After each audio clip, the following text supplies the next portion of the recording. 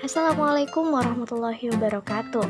Patofisiologi, penyakit infeksi dan defisiensi, present by Arina dan Mutahharos Sabar, kelas B angkatan 2021. Di video kali ini kita akan membahas terkait infeksi sistem pernafasan atas atau ISPA.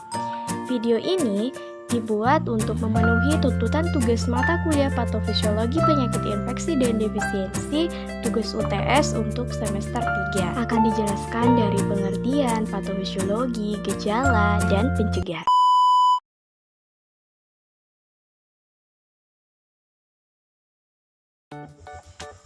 Infeksi sistem pernafasan atas atau ISPA. Sistem respirasi atau sistem pernafasan itu mencakup semua proses pertukaran yang terjadi antara atmosfer melalui rongga hidung, faring, laring, trakea, bronkus, paru-paru, alveolus, sel-sel melalui dinding kapiler darah. Nah, infeksi saluran pernafasan ialah infeksi yang menyerang saluran pernafasan. Nah, seperti yang tampil pada layar bahwa kami itu membahas terkait ISPA. Nah, bagian dari ISPA ini hanya sebatas rongga hidung sampai trakea. Jadi, bagian ISPA itu ada rongga hidung, faring, laring, dan trakea atau batang tenggorokan. Nah, jadi apa sih itu ISPA? Nah, ISPA atau infeksi sistem pernafasan atas itu merupakan infeksi yang terjadi pada saluran nafas atas.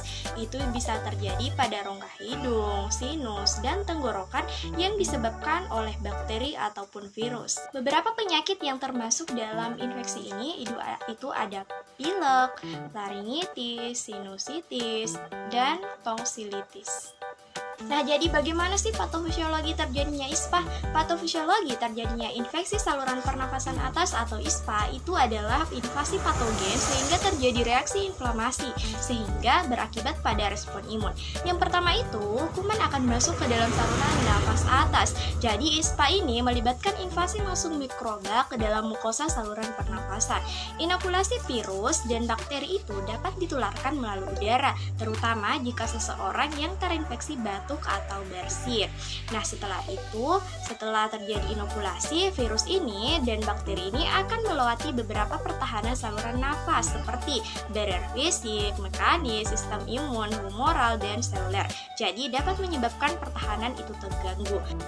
Nah, barrier yang terdapat pada saluran nafas atas yaitu rambut-rambut halus pada lubang hidung yang nantinya akan memfiltrasi patogen, lapisan mukosa, struktur anatomis persimpangan hidung posterior ke laring, dan sel-sel silia. Selain itu terdapat pula tonsil dan adenoid yang mengandung sel-sel imun. Patogen ini dapat masuk dan berhasil melewati beberapa sistem pertahanan saluran nafas melalui berbagai mekanisme seperti produksi toksin, protease, faktor penempelan bakteri, dan pembentukan kapsul untuk mencegah terjadinya fagositosis. Hal ini menyebabkan virus maupun bakteri itu dapat menginvasi sel-sel saluran nafas dan yang nantinya akan mengakibatkan reaksi inflamasi. Selanjutnya, gejala ISPA. Nah, perlu kita ketahui apa saja gejala ISPA. Gejala ISPA ini sendiri terdiri dari 5, di mana yang pertama itu batuk dengan dahak kental, yang kedua sakit tenggorokan, yang ketiga demam, yang keempat nyeri otot, dan yang kelima itu ada nyeri dada. Selanjutnya, pencegahan ISPA. Pencegahan ISPA ini terdiri dari 5, di mana yang pertama penyuluhan dan sosialisasi mengenai ISPA. Yang kedua, konsumsi makanan gizi seimbang. Yang ketiga, penerapan perilaku hidup bersih dan sehat atau PHBS. Yang keempat, tidak merokok. Dan yang kelima itu mencegah kontak langsung dengan penderita ISPA.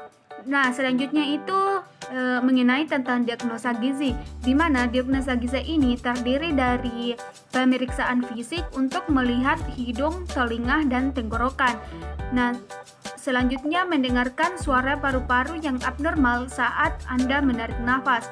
Dan yang terakhir itu, jika infeksi ada di saluran pernafasan bagian bawah, pemeriksaan X-ray dan CT scan akan dilakukan.